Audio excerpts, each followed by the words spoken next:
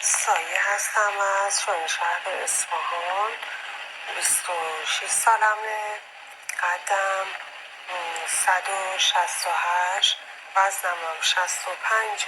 مکان دارم و اینکه میخوام یه آقای به معرفی کنیم متأهل با آبرو و آدم خیلی خوب و محترمی باشه و اینکه با تشکر از همسریابی صبحان.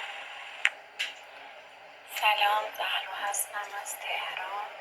قد 160، وزن 70. یه آقایی رو میخوام که با هم صادق و مهربان باشه، کمکم کنه تو این روزای سخت، با تشکر از سید و همسریابی صبحان. سلام، اسمم زهراست. کد 138. مجردم. 20 سالمه.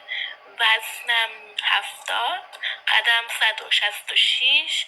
با تشکر از همسریابی صبحان.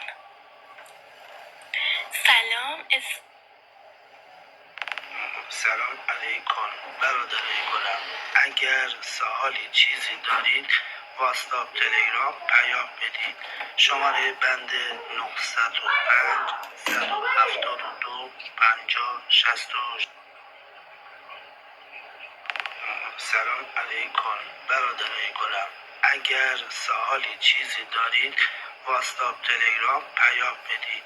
شماره بند 905 172 50 66. حاجی سید در خدمت همگیتون هستم. اکثر شهرها مورد دارم.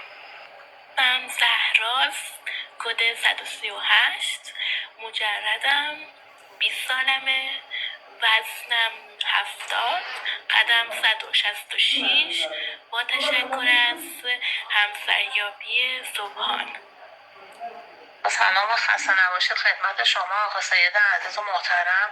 بنده همسرم فوت شدم و میخواستم ازدواج موقت، حالا یا اگر شد دائم، داشته باشم و تو سایت شما ثبت نام کنم. دستتون درد نکنه و ممنون.